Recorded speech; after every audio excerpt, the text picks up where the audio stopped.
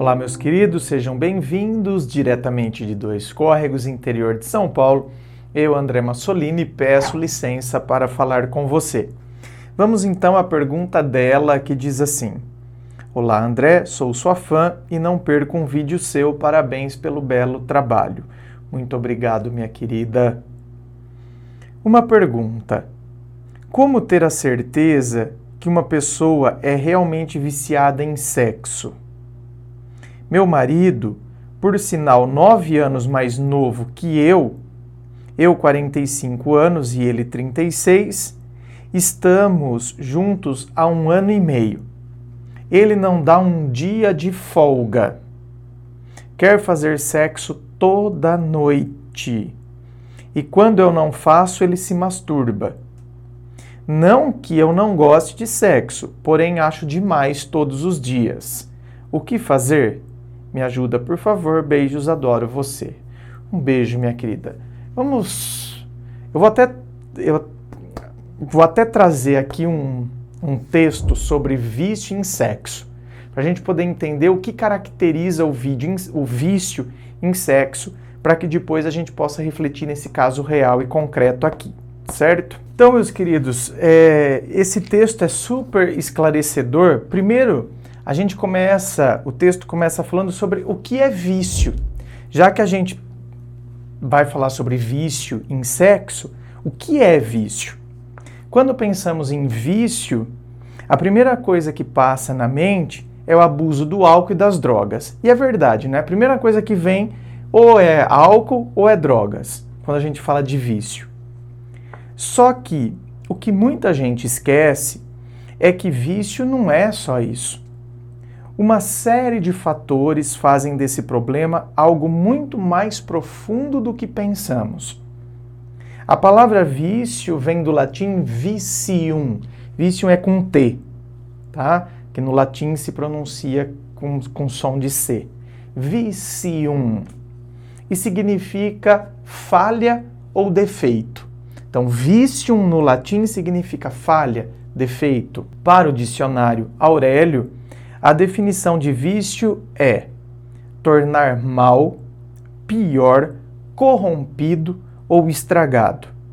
Alterar para enganar, corromper-se, perverter-se, depravar-se.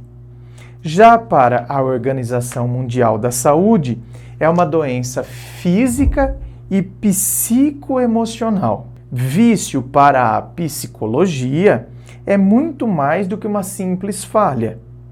A área investiga as consequências. Então, quais as consequências deste comportamento vicioso? Ou seja, esse comportamento que se repete e parece que eu preciso ter esse comportamento. Quais são as consequências que esse comportamento me traz? As motivações. O que é que, na verdade, está me motivando a fazer isso? As origens, de onde está vindo, quando começou. Investigar ali, as causas. A psicologia compreende ainda o vício como um mecanismo de fuga emocional, que visa a obtenção de prazer e extinção da dor. Opa! Pessoa que é viciada em comida. Não tem isso? A pessoa é viciada, ela come compulsivamente, ela tem compulsão por comida. Assim como tem esses que têm compulsão por sexo. Outros têm compulsão por bebida. Então, essas compulsões, muitas vezes é uma fuga emocional que visa a obtenção de prazer. Eu encontro nisso é algo que me dá muito prazer, e aí eu acabo extirpando, eliminando, ao menos momentaneamente, a dor. Então, alguma coisa, muitas vezes eu tenho essa compulsão para eliminar alguma situação que não ficou resolvida dentro de mim. Por exemplo, eu já vi um caso de uma mulher que tinha compulsão por comer, que quando foi feita foi feito o processo terapêutico em cima dessa mulher, descobriu-se que ela foi uma menina que sempre sofreu muito, sempre foi muito humilhada, né? Seja na escola, seja na família, sofria bullying, enfim, detonaram a menina. E psicologicamente, emocionalmente falando, a menina ficou detonada. Aí ela desenvolve uma compulsão por comida. Come, come, come. É a tentativa, aqui tem várias situações, é a tentativa de eu me preencher, porque eu me sinto vazia. Eu me sinto vazia. Então, o meu cérebro não consegue distinguir o que é vazio emocional do que é vazio, vazio biológico, ou seja, ai, tô com uma fome, meu estômago tá tão vazio. Então, o cérebro às vezes não consegue distinguir o que é vazio emocional do que é vazio causado pela ausência de comida no estômago e isso me causa fome. Então, o que acontece? Eu associo uma coisa a outra e eu quero preencher esse vazio. Vou preencher esse vazio comendo. E tem um outro aspecto. Em alguns casos, como foi o caso dessa mulher que tinha compulsão por comida, claro que ela se tornou uma pessoa obesa, muito obesa. E aí descobriu-se que esse mecanismo de defesa dela, para esconder aquela menininha frágil, que foi tão fragilizada, quando eu vou criando camadas e camadas de gordura, porque uma pessoa obesa, olha lá, para nós também cria-se uma representação de força. Nossa, olha, ele é forte. Nossa, ele é... aqueles bração, aquelas pernonas. Então, para nós parece que representa força. Então, para compensar aquela menininha frágil, eu crio camadas e camadas de gordura, como se fosse um escudo. Eu quero mostrar que eu sou forte, mas não só. Essas camadas e camadas de gordura, elas servem como barreira para esconder aquela menininha frágil. Ai, ai, olha quanta coisa. Hein? Olha como uma coisa que começou lá na infância acabou desenvolvendo isso numa pessoa e trouxe várias consequências. Agora vamos falar sobre o vício em sexo, né, que é o nosso propósito aqui. Dei esses exemplos para que vocês pudessem entender o que é mergulhar em vários fatores, quanta coisa está escondida por detrás de uma compulsão muitas vezes. Ou numa compulsão em sexo que a gente denomina de vício em sexo. O que muita gente confunde é que a patologia não se resume a ter muitas relações por semana. Porque às vezes a gente acha que o viciado em sexo é apenas aquele que tem muitas relações sexuais por semana. E sim, a dificuldade que o indivíduo tem de pensar em outra coisa que não seja sexo. Então, porque se você associa vício em sexo com fazer sexo várias e várias vezes na semana, então uma pessoa que não faz sexo poderia falar, imagina, eu não corro esse risco, bem, né? Eu não corro esse risco, bem. Já faz uns 2 meses que eu não vejo a cor do bichão. Faz uns 2 meses que eu não vejo bem. Vejo nada. Só que isso não te isenta, o fato de você não ter relações sexuais não te isenta da compulsão em sexo, do vício em sexo. Por quê? Porque se você é uma pessoa que não consegue pensar em outra coisa que não seja o sexo, você tem vício em sexo ainda que você não esteja praticando. E não tem isso? Tem gente que por N motivos, N razões, tabus, dogmas religiosos, a pessoa não pratica, mas não significa que ela não pense. Ela pensa toda hora, ela fica pensando naquilo. Então, você está vendo? Atrapalha. Poxa vida, qualquer coisa a pessoa está pensando em sexo. O cara vem entregar a água, ela já está pensando, ai, que delícia. Pensando, ela não está agindo. Ela não está se insinuando para ele, ela não tá, mas dentro da cabeça dela, ela já fantasia um monte de coisa com o cara que vem entregar a água. Então, tome cuidado, porque senão a gente às vezes acha que uma coisa é somente, né, naquele sentido. O desejo sexual passa a guiar a vida da pessoa viciada em sexo, fazendo-a desfocar de tudo o mais que a cerca em prol da realização do desejo. O desejo de sexo, a todo tempo, conhecido como compulsão sexual, afeta o indivíduo em todos os aspectos de sua vida, seja em sua produtividade no trabalho ou nas relações sociais, principalmente com o parceiro, que também sofre muito com o distúrbio. Em 2018, a Organização Mundial da Saúde atualizou o seu catálogo de doenças e reconheceu o comportamento sexual compulsivo como transtorno mental. Isso foi um grande passo para a divulgação de informação e, consequentemente, do diagnóstico e tratamento adequados para os viciados em sexo. Quando o homem é viciado em sexo, isso é chamado de satiríaco, é a satiríase.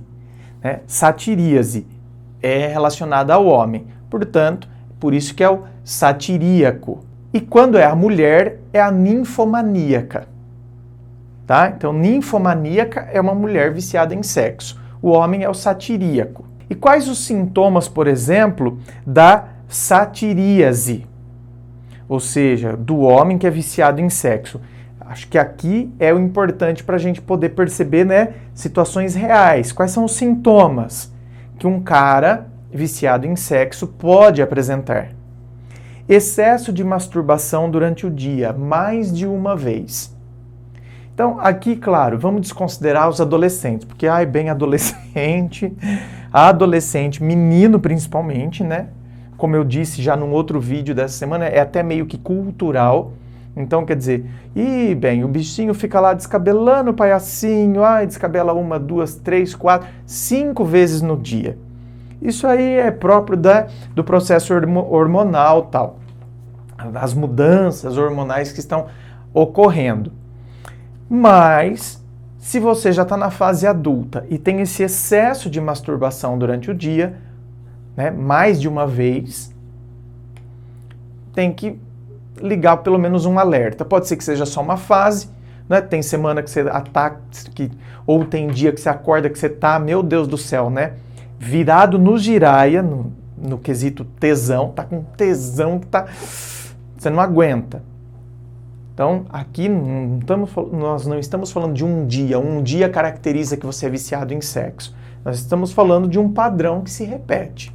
Desejo e necessidade constante por relações sexuais